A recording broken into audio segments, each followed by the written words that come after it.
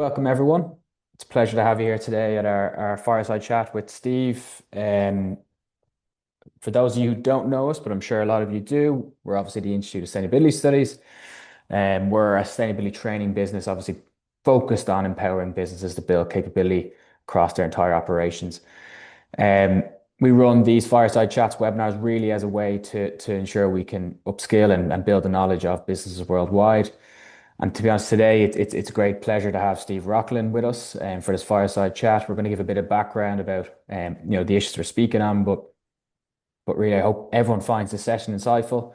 Um, Now the majority of this, about 30 so minutes, we should have between Steve and I chatting. And if there's any questions at the end, please do have in the Q&A and we can kind of reach to them towards the end.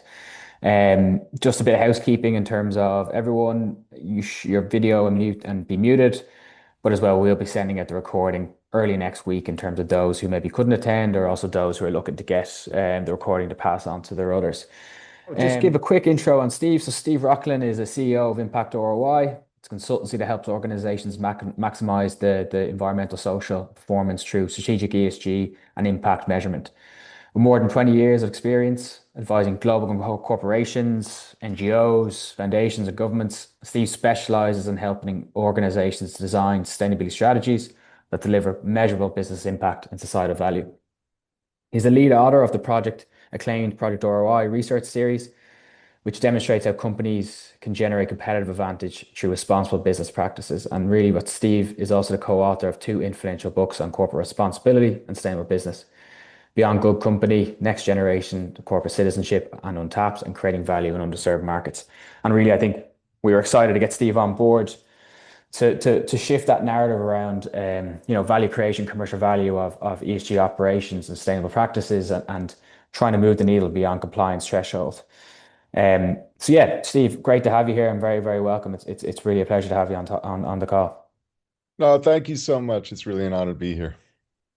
So yeah, let's jump straight in. Steve, you spent almost two decades, as I mentioned, advising companies around sustainability and corporate responsibility, and across some of the world leading organizations.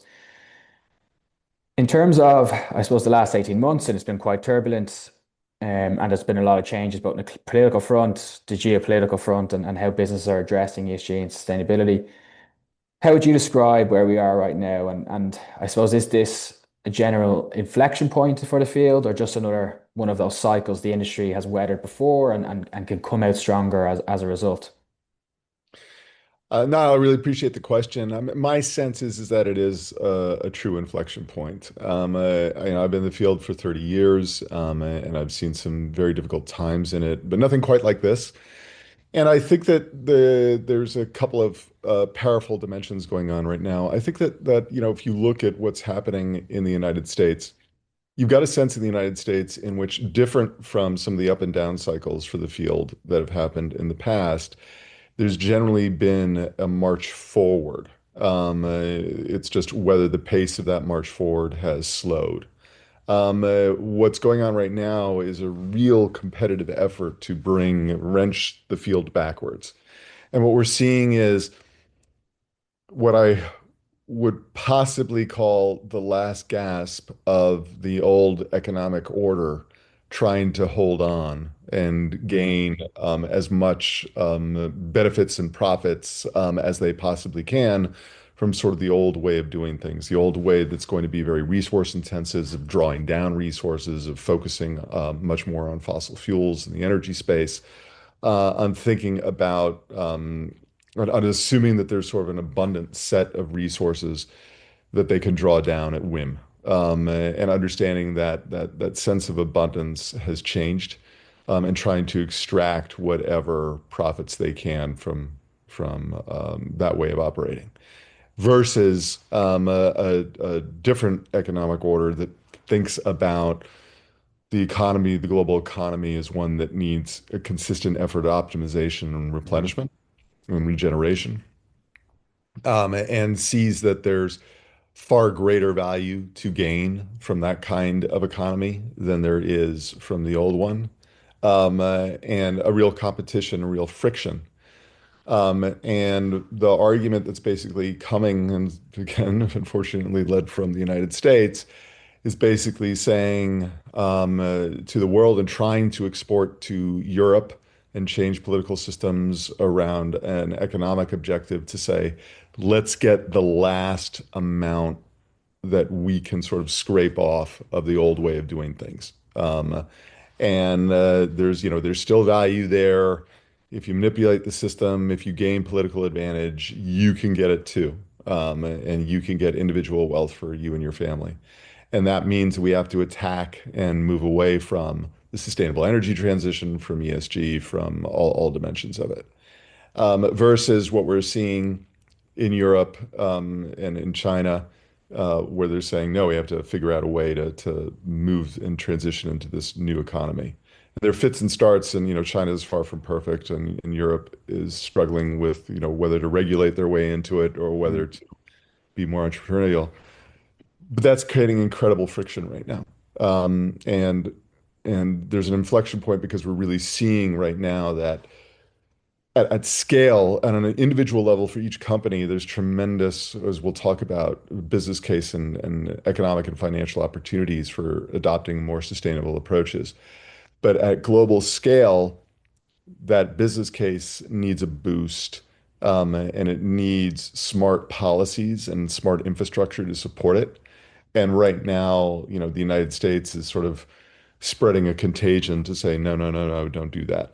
And it's certainly unlike anything that I've experienced in the last 30 years. Yeah, it's I suppose it's fascinating in relation to, as you said, the how turbulent it has been the last 8 months, 18 months, apologies, and also how fragmented action can be as a result of the narrative change. Because it felt prior to let's say March 2025, there was great momentum building within the movement. Businesses were really acting, and there was a transition away from, we're saying we're laying this target, but to implementation. And I'm curious, in terms of, in light of that turbulent times, what are you actually hearing from business leaders behind closed doors? The complex has changed. Businesses are saying less. They may be doing less or doing more underneath the curtains. And just, I suppose, how does that differ from what's being said publicly? What's the narrative change there, and how has action shifted, and what are you seeing, I suppose, from a global context as well? Um, it's an incredibly difficult time for the C-suite, and it really starts, interestingly enough, not from the political side and the sort of public affairs side, which is incredibly challenging and more challenging than it's been in 30 years. It really starts from the economic side. And the economy right now, even though there are many economists around the globe who said that over the last 2 years that, actually a lot of the dimensions and indicators of the economy are fundamentally strong, Hmm. and remain somewhat bullish about the economy for 2026. That's not what C-suites are feeling. C-suites are feeling incredible anxiety about the economy.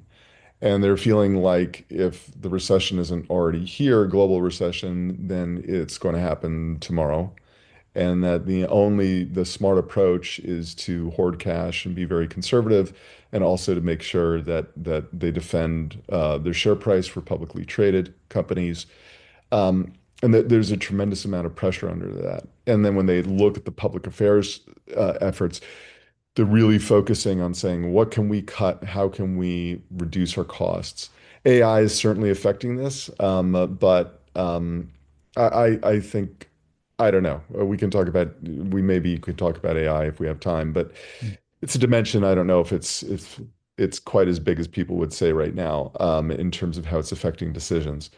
Um, so in that context, they're saying, let's pare everything back that we possibly can, and that includes sustainability. Hmm. At the same time, they want to hedge their bets because they're not thick-headed. They know what's happening in the world. They know what's happening with the climate. They know what's happening with water issues and biodiversity. They know what's happening on social dimensions in terms of where human rights and labor rights and what are happening in communities. And they know that business has an obligation and is also responsible for and accountable for some of these developments. And so they're saying publicly we're holding resolute and we're keeping to our targets and commitments. In practice, they're saying they're kind of doing this mental gymnastics of saying, how can we keep our commitments, but kind of just maybe slow them down? Maybe freeze them a little bit and really pick it up, let's say, in, I don't know, what's a good year, 2028, 2029, when there's a big election in the United States. And so that's kind of what's happening. And again, if that's happening in the world's biggest economy, it can't help but affect other economies and the way that other corporations around the world are starting to think about it. One area I did want to touch on, and I suppose, Steve, we had conversations about this too, is what you call sustainability archetypes. And I think what I found fascinating is particularly in the EU complex, with CSRD prior to Omnibus and the changes there, compliance was a big driver, as it always is in terms of action and in terms of getting your house in order, getting your data infrastructure in play and beginning to formulate and align your information to a framework. And that has obviously changed. The landscape has changed and demands have slightly shifted. And as a result of those shifting demands, it becomes less of a compliance piece, but more so there's different avenues in terms of why a business may act upon and take action on sustainability. Both from like emotionally, strategically frame of their approach. It's good. Can you explain a bit more about what you mean by that, I suppose, in terms of those sustainability archetypes and like how understanding your archetype, be it at the C-suite level or from a business perspective, can help, particularly those sustainability professionals who maybe are having challenging times in the current landscape to really drive action, gain alignment across the organization. I suppose buy-in really is the key one in terms of the organization. But I'd be fascinated to hear kind of a bit of a breakdown of those archetypes. Absolutely. My colleague Jeff Senny, who I work with quite a bit, and Jeff's got a storied career in the sustainability space. We were in 2024, we were hearing from many, many companies that we work with, who were saying, "Look, we see the handwriting on the wall, and we see a Mhm. lot of change and a lot of pressure and backlash on sustainability and ESG. And can you help us understand what's going on and what we do?" And so we did research where we interviewed global companies, chief sustainability officers and executives from about 50, all variety of industries. And then we supplemented that with some additional research. And we really had some revelations in terms of understanding, how do you approach strategy going forward? And what we saw is that we've in this field, I think collectively, not everyone, but I think collectively on average, we've sort of underestimated and underinvested in understanding the organizational dynamics and the change, and also the individual psychological dynamics and emotions that go into this. There's some fascinating research that show that C-suites and CEOs in particular, we think that they're hard-nosed, tough-minded, logical, analytical, very focused on the sort of economic and finance argument about everything. And actually, when it comes to sustainability, they're actually very, very emotional. They go with their gut and whatever they're feeling.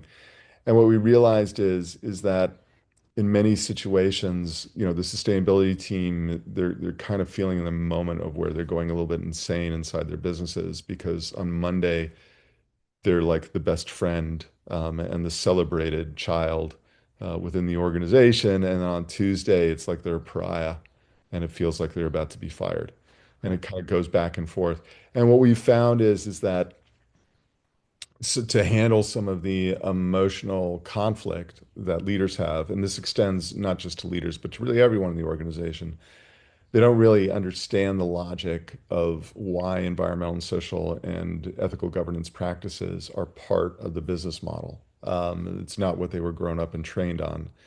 And so they come up with their own archetypes to help understand how it fits within the business. And usually there are around six. There are more than six, but there's six common ones. And to illustrate what these are like, a very common one is brand and reputation driven. where, if you imagine a leader saying, what's the real reason why we're doing this? We're doing this to support PR, or we're doing this in a more sophisticated way for some to really establish who our brand is in the marketplace, and brand is with our investors and our brand and reputation capital. And you can imagine that in a situation like this, where you feel cautious about talking about sustainability, if you got a brand and reputation archetype, then you're thinking to yourself as a leader, why are we doing this? And if there's a place that we need to cut back, yeah, let's cut back sustainability because we can't talk about it. And that's the reason why we're doing it. And they often won't even articulate this out loud or even out loud to themselves. And so what we find is that these archetypes can be really important and powerful if we map them in our organization. In a big organization, there'll be all the archetypes, the other ones being impact and purpose driven, which is very common among all of us in the field, Mhm. and who runs the team. And that can be really problematic. We can look at Patagonia as a company that's impact and purpose driven in many ways. Um, and we can see that if I have that archetype, if someone in the sustainability team does, the way we confront our colleagues is basically to say, you're being unethical, you are being bad if you don't adopt what we're telling you to adopt. And if you don't fully embrace the CSRD, you are an evil person. Mhm. And now TNFD, if you don't adopt that, you're a bad person. And that creates conflict and friction and tension, to say the least. There's a risk reduction archetype. There's an immediate returns driven archetype, which just basically says evaluate sustainability decisions like any other financial decision. There's an innovation driven archetype. And then there's the toughest one to deal with, although it has its benefits in certain situations. And that's the box checker, which says do only what we must. Um, and if we map these archetypes, which is a little bit more complicated to do, not quite as easily said than done, because we have to understand that there's a dominant one or two dominant archetypes in a big company, and then there'll be others. Each business line might have their own, and so there'll be this roiling tension and friction. Once we understand those, and the sustainability team, we can start to talk about what we're doing in a much better way. We can ease the comfort, resolve some of the tensions. We can understand how to move forward in a much better way.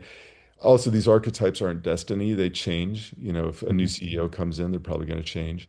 So we can start to be more explicit about them and say, to our colleagues, the archetype map that we have is actually creating too much tension. We actually need to shift and educate ourselves a little bit better into what an optimal set of archetypes for our company would be. And we can have that conversation. So we found it really, really powerful, and companies have really embraced them. It's sort of helped answer some conflict and tension that was boiling under the surface. Yeah, to be honest, I found it fascinating, particularly in just conversations I'm having with clients, with customers, with potential other businesses, is just in the first faced-off interview, you can nearly sense what archetype that their leadership is in or where they're fitting in, and either be a brand, they see the value in sustainability purely from a brand perspective and want to be aligned with the likes of B Corp or whatever certification it may be because they see that they want to be seen as quality driven, etc. And particularly, I think what we have seen is that compliance box checker archetypes with a lot of businesses or organizations stepping back from any action that they have, or as you said earlier, in terms of taking a pause and just waiting to see. And I think to, I suppose, leverage in and around that compliance driven box checker archetype, because as I said, in Europe, that's particularly one we would see with the reduction in scope of CSRD. No, again, you still see others in terms of still trying to align themselves with a framework. But I suppose they're feeling that they're managing, particularly people who are this working within a business within their archetype, they're feeling they're managing current demands adequately. The business is, they don't need to do anything on it because they're not being asked to do anything on it. So there is that lack of urgency. And we're gonna speak on it a bit later in terms of the commercial value of any action. But you know, what's your mindset to that narrative and that mindset, and kind of how can you, I suppose if you're working in a business like that, shift that archetype away from that compliance piece, and is it around kind of that business case area and commercial value, you know? Yeah, the box checker, when you have a situation where the dominant archetype is truly the box checker archetype, that is the toughest one to deal with. And I don't want to pretend that it's easy to resolve. It's not. But the key thing that we find starts to work is, and not surprisingly, is the first thing is that if a sustainability team can start to find different kinds of ways to start to put key things into uh, the box checking requirements, Hmm. and to start saying, look, even if we don't have CSRD, for a B2B company in particular, we have all these suppliers and they have demands. So it's almost as if they're the regulating body. So let's not forget about that. And we're starting to see that happen a lot. There's a big company, they demand that we have a science-based target, net zero commitment. We have to move that way. We have to treat it as if it's a compliance regulation. Hmm. Otherwise, we're going to be at risk of losing business.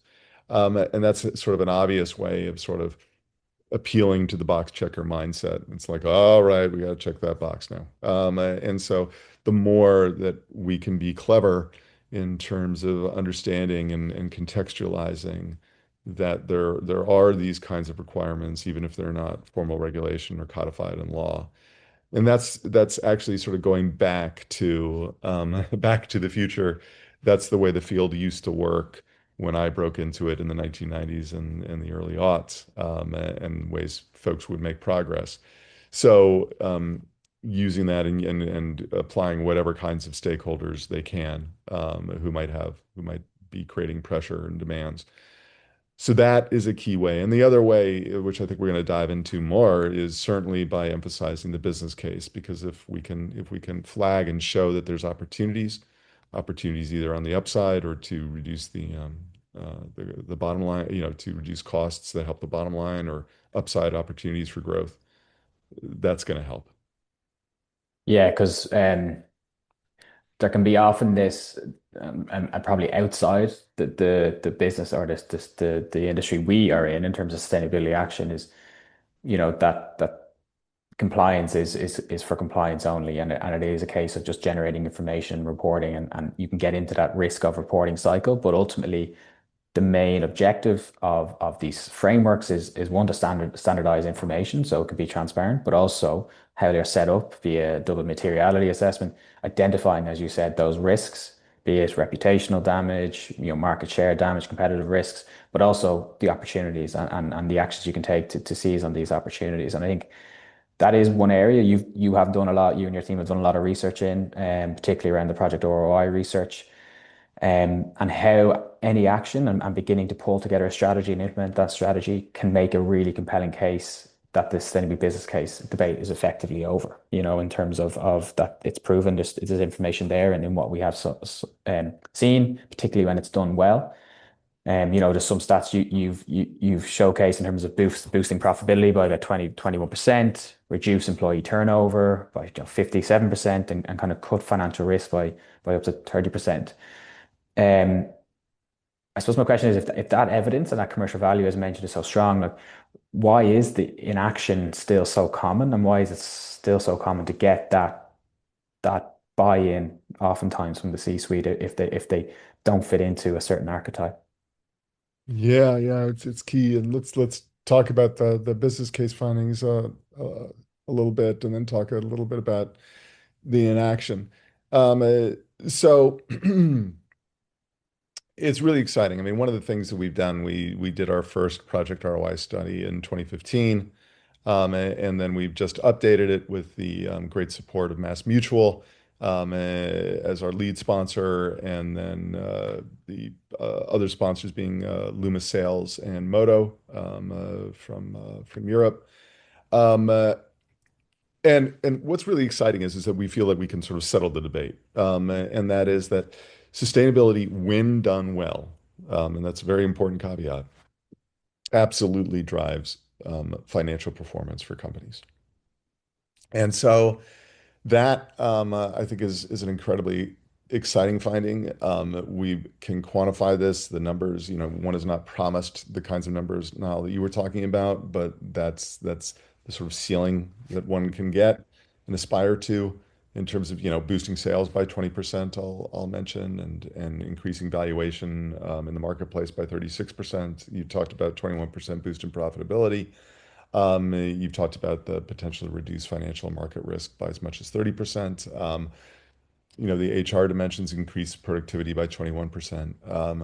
There are a whole host of others. And what it does for those of us in the field is it creates a counter narrative to what's going on right now that, we're back to the old narrative that the business of business is business and that sustainability is not conventional business. In fact, it's regulation and taxation by a different name, or maybe it's socialism or even communism.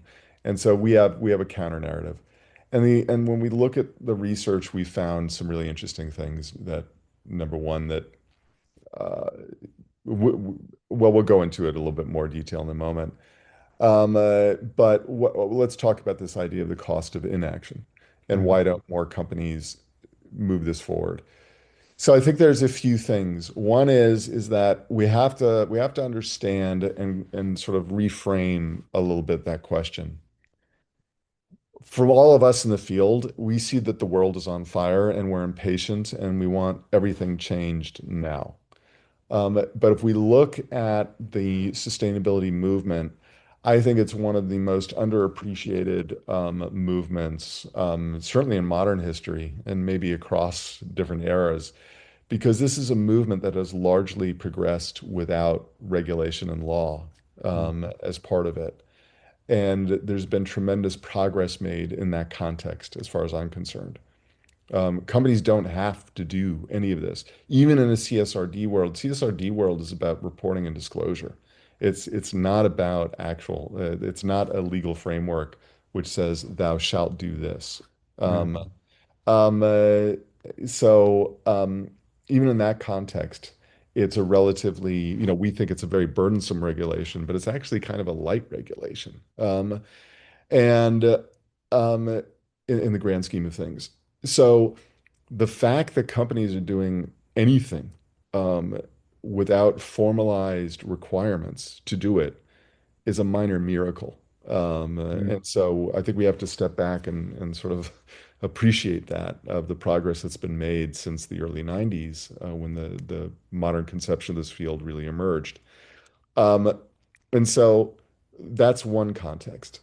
The the so companies are doing things, and they've the fact that they have these teams, they've made investments, they are constraining themselves, they are looking for opportunities to do more, largely voluntarily, is going on. They're doing it because they do see tremendous downside risks. Never underestimate the sort of the negative energy, the fear, the sense, the cost of inaction is real. The question is, how can we heighten this so that we scale this up even more? Mhm. Um, and so we really do see a few things, and my colleague Jeff has a wonderful way of framing this.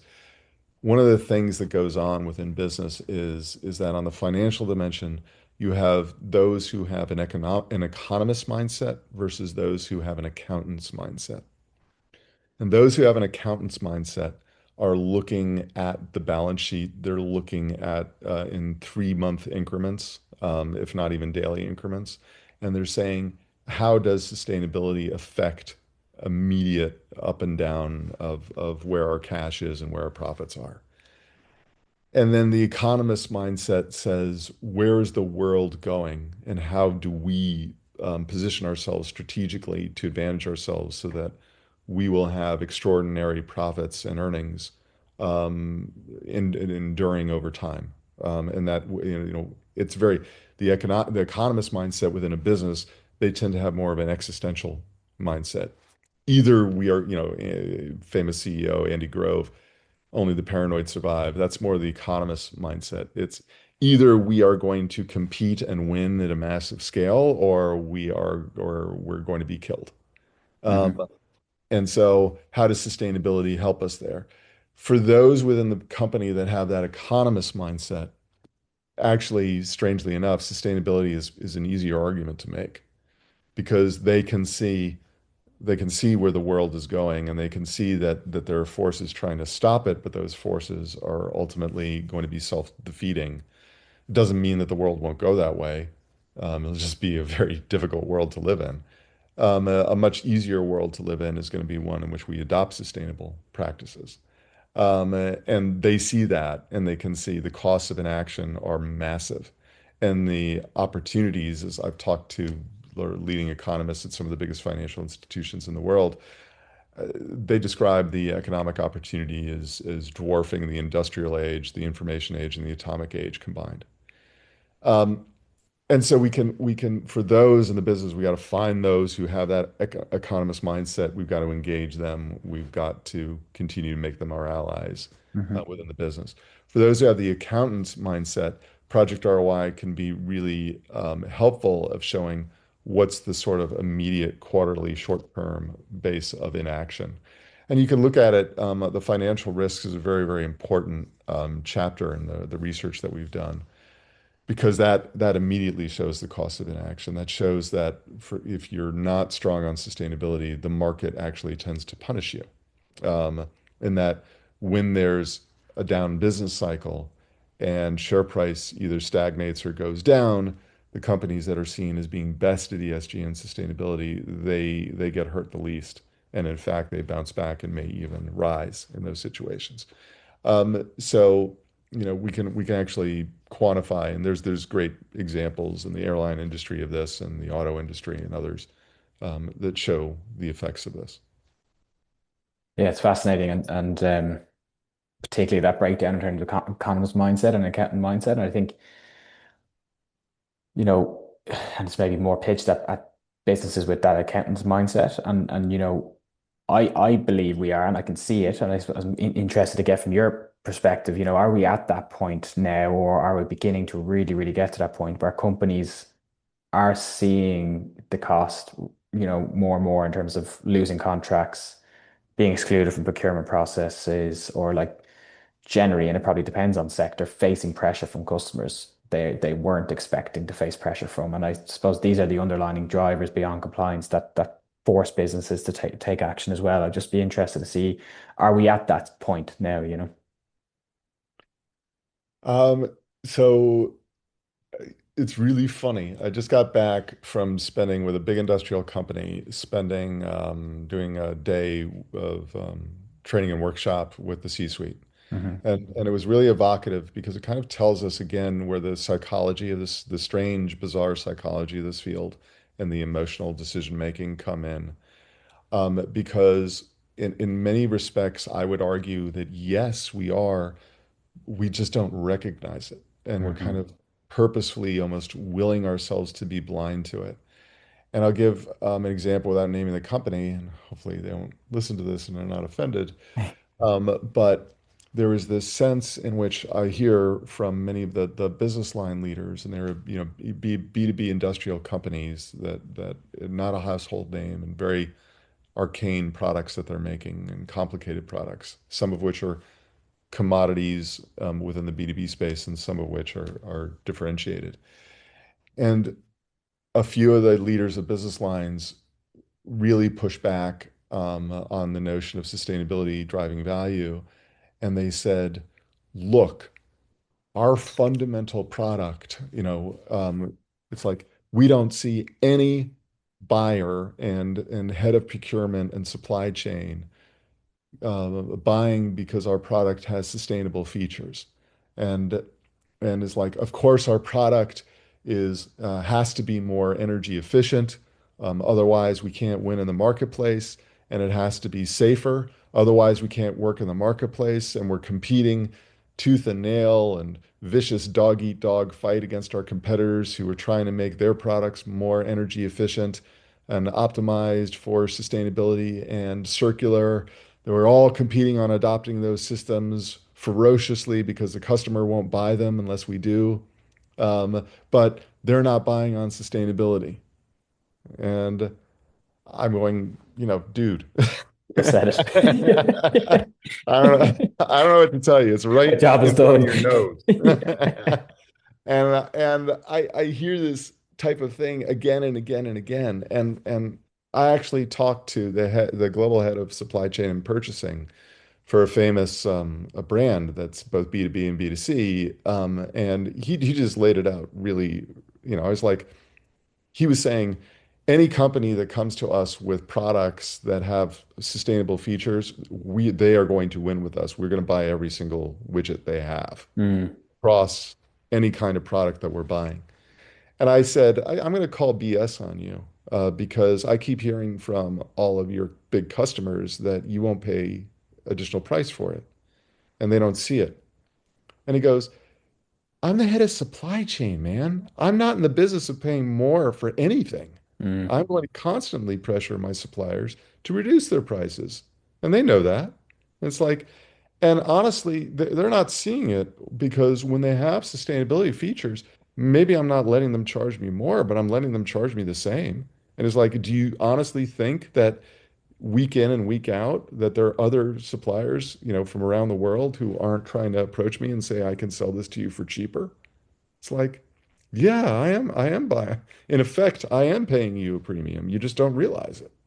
Um, and so that's more of what's going on. There is a business case. It is out there. We just don't see it. And it's kind of we don't want to recognize it. We kind of don't want to. We're sort of are the expectations and the emotions that we're dealing with in these situations are kind of clouding the evidence a little bit. Yeah, and I find it, and it's funny you do say that. Like, and someone mentioned to me recently, it feels like sustainability has a branding issue, and that disconnect and narrative behind it. Because as you rightly said in that example, he's clearly stating the benefits of his more sustainable product to the market and the value he's had, but he's not creating that connection. And I often find that that can be a case, particularly in a lot of businesses we speak with, is you're speaking to that internal champion who completely gets it, but it's struggling to create that narrative or that bridge between, look, what we are doing is of course good for people and planet, but there is a clear commercial value here because this is what the market is seeking. And I suppose kind of building on that, and again, we've kind of gone into a lot of the detail, like in terms of the people in this audience, and their own organizations, like we do find that disconnect leading to the lack of urgency. And in a clear strategic driven down action can be a major mistake in how business view their sustainability risks and actions in terms of that lack of urgency in doing it. Like how dangerous is that lack of urgency now and lack of action within this space? And like we mentioned at the start, companies are kind of pausing, they're waiting, they're seeing it. Like, are we starting really to see that danger of inaction, I suppose? Yeah, I mean, it's a really great question, Niall, and we can see that danger of inaction really showing up in a whole variety of ways. We're starting to see real evidence right now. I mean, climate is of course the example that's smacking us in the face. Sorry to be so violent in my metaphors.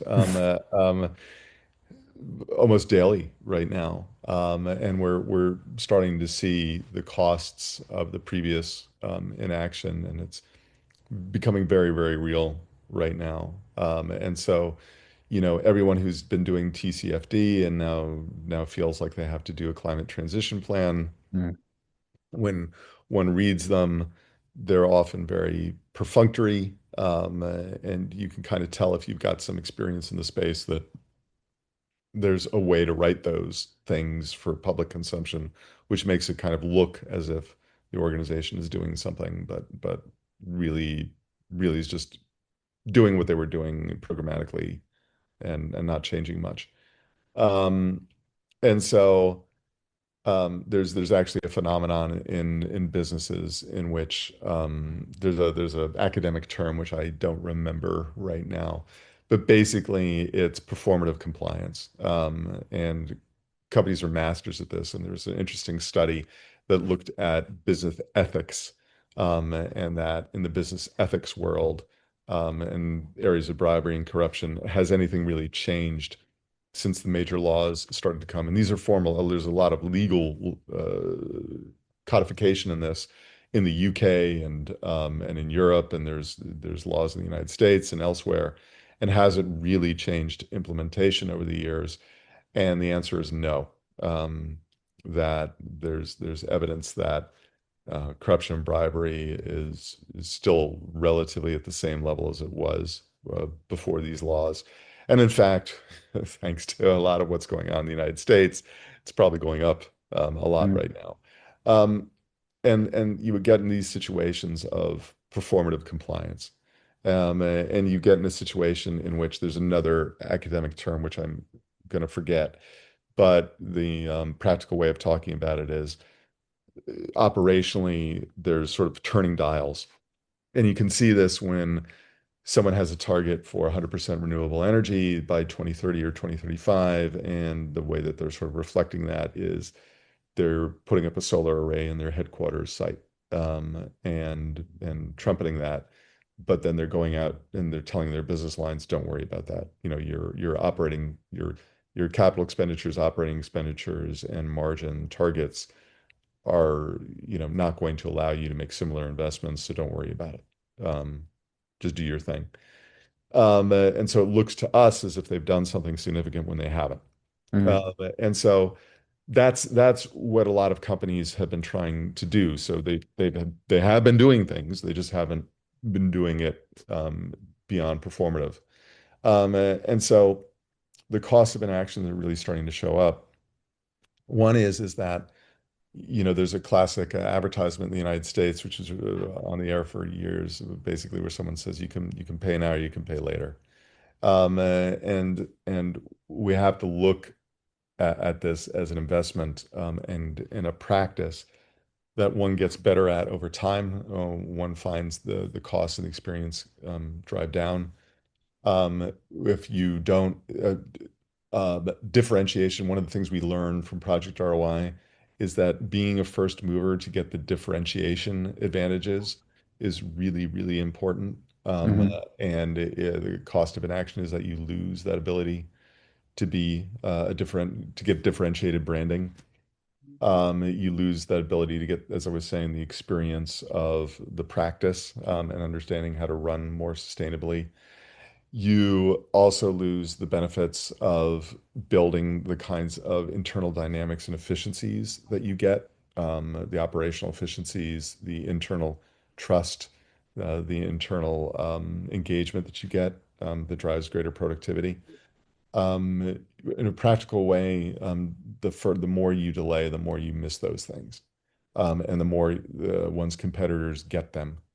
Um, and the other thing is that um, you know, you can either envision a world that continues to put its head in the sand about the transitions that are happening and things get worse on an existential scale across the entire planet, or one can contribute to a transition to address these types of issues collectively. And I'd rather live and do business in that latter world. It's going to be much more profitable, and there's going to be huge opportunities.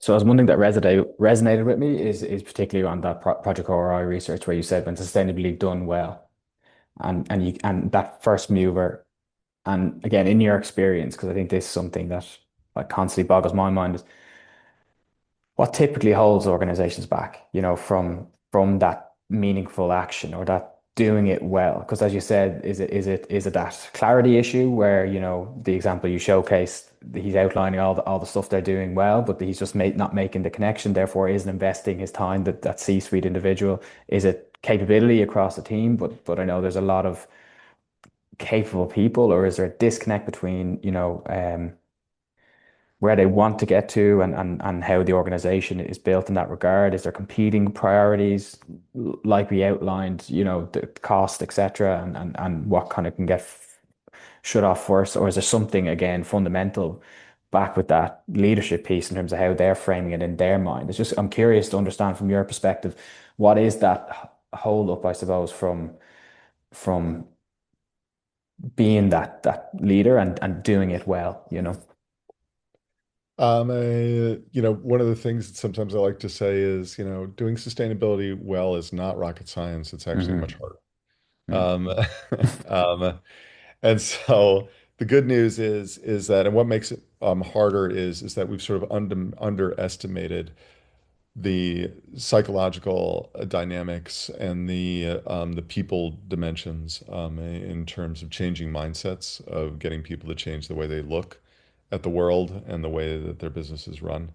Um, if it was, you know, there are some technical and scientific and engineering elements that are complex in sustainability, but and they can look intimidating, but those can be solved. Mm, But it's really the organizational dimensions and the sort of the training and the education is vitally important in what you're doing.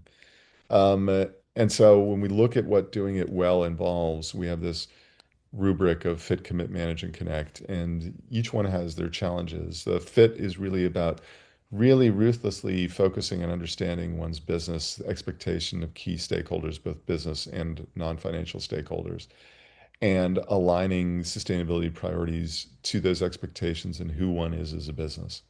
Um, and that's the area that companies often think, oh, we've got that. We do our materiality exercise. We've got a strategy. We've done that. And when you look at it, it's like, no, you haven't.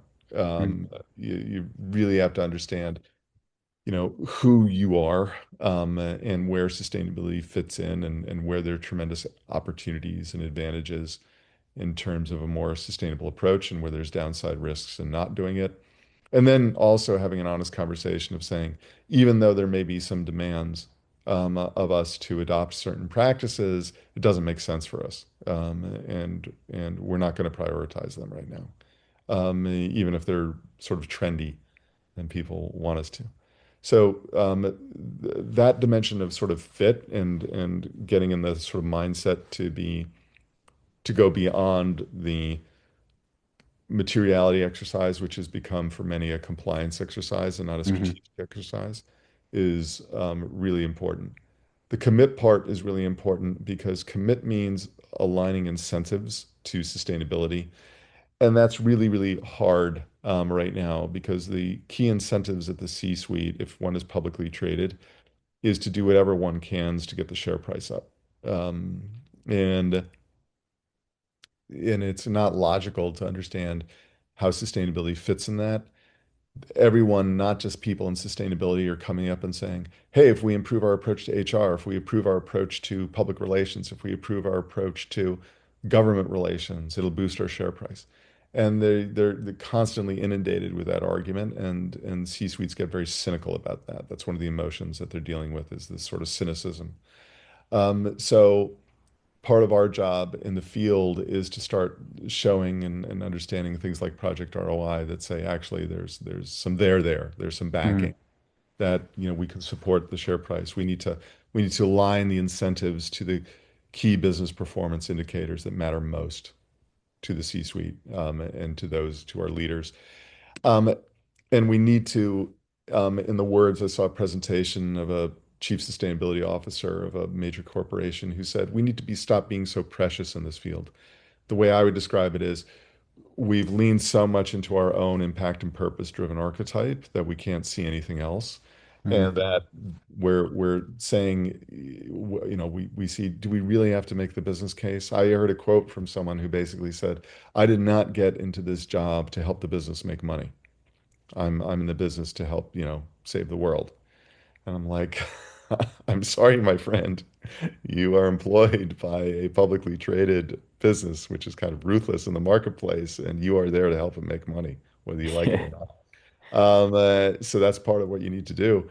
And so the commit part means making that business case, committing to aligned and integrated strategy, and starting to realign those incentives. And that can be very hard to do. That's holding us back.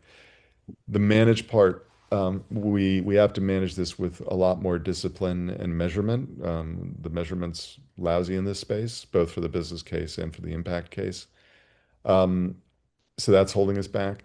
The other thing that's holding us back is some of the psychological elements we've talked about the understanding the emotions and the archetypes, but also understanding our organizational culture. One of the fascinating things that we learned in the Project ROI research, which was so obvious, but I'd been missing it for years, is that sustainability fits much more in an entrepreneurial business culture, like a Mhm, Silicon Valley startup, because those cultures they're ready, fire, aim. They're ambiguous. They're trial and error. We'll see what works. If it doesn't work, we'll learn by doing. We'll fail fast and move on, right? And that's kind of how sustainability works. It's much more akin to the research and development function. We don't actually know if doing this is actually going to reduce our carbon emissions in the way that we are hoping. We don't know if this is going to help manage our water better. We don't know if this is going to improve human rights. We don't know if this is going to strengthen our communities. We're going to try it. We're going to see if it works. And if, maybe we failing fast is not always easy in sustainability. Sometimes we fail a little bit Mm. deliberately in terms of timing, and then we figure it out and do something new.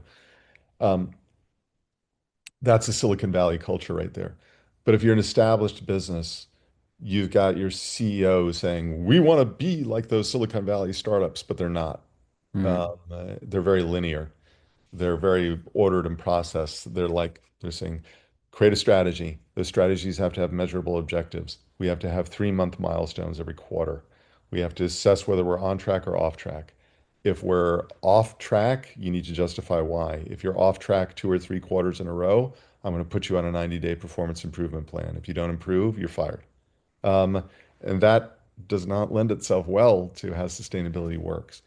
So we've got to figure out that's another thing that's holding us back is that friction of those types of cultures.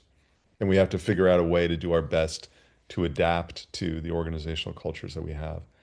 And then last but not least, what's holding us back is that one of the things that sort of hurt my heart a lot in this field is that if we were talking in the aughts about what is what's best practice in sustainable management, the first thing one would say is you have to get to know your stakeholders. You have to know Mm. what your investors, your customers, your employees expect on this dimension. And you have to reach out to your communities, to your environmentalists, and build relationships with them. And that's been lost. There's companies that still do it, but it's so vitally important. We show that for the business case, that is vital. Doing that is vital to creating the financial opportunities because these stakeholders are the ones who are going to define whether or not you are trustworthy as a business and whether one should steer more business towards your company or away from it. They're the true influencers. So just on that point alone, it's important to do, and having lost that is really holding the field back. Yeah, because I actually agree with you on that because, as you said, everyone is nearly doing that materiality assessment as a checkbox, but not actually doing the stakeholder engagement as part of it, or truly doing it well. And as you said, that is what could drive true strategic objectives and actions based on what your key stakeholders are telling you.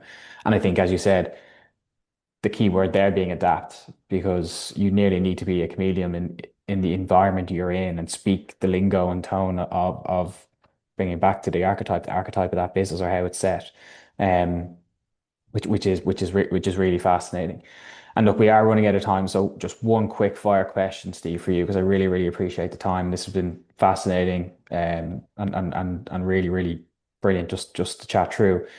But I suppose for organizations and again more so for the audience that recognize that risk or and haven't acted yet or are acting in a way that's sporadic and they're doing a lot of good things, but it's here and there and everywhere. What are those, I suppose, first 2 or 3 things that they should prioritize and I suppose what's that one mistake you'd urge them to avoid above everything else? I know that's quite a big question. So The answer to date to that question has been the first thing you need to do is to do a good materiality assessment, which companies are doing, and they're saying, "Oh, we're kind of checking the box on that. Yeah, we got that yeah. covered. Okay, whatever." I would say the in parallel, the things you should do is do not a materiality exercise, but weave that into this idea of fit. And really understand what the fit is. Understand what the core strategic priorities that sort of tie people, planet, and profit together, and then understand the tensions where you can't tie them together so easily. And so just understanding where you're at with that is vitally important first step. Doing an archetype map to understand how the culture of the organization is sort of aligned to uplift sustainability and then squash it at the same time is a really, really important first step. And then in those two contexts, then we can start to make a plan in terms of understanding, taking advantage of the areas in which there's sort of alignment and momentum built in, where there's opportunities to do more, and where there's gaps that need to be addressed.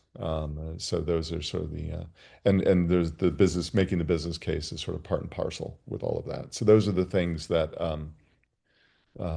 that we would advise as key steps.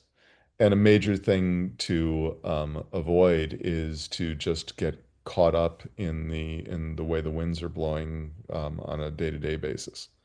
We have to think about strategy on this, and it's not about the strategy of the day and the headline. We sort of companies with sustainability are being managed by headlines right now and by the sort of screaming polarization industrial complex. And so that's a huge mistake to get caught up in that. Fascinating. Brilliant. Steve, look, thanks a million for your time. I really, really appreciate it. Any questions that do come in, I'll pass on as well and we can answer offline. But Steve, again, thank you so much. And look, it's been a pleasure. Great talking with you. Appreciate the work you're doing and happy to follow up. Brilliant. Cheers. Thanks a million. Have a good day. Bye bye. Cheers.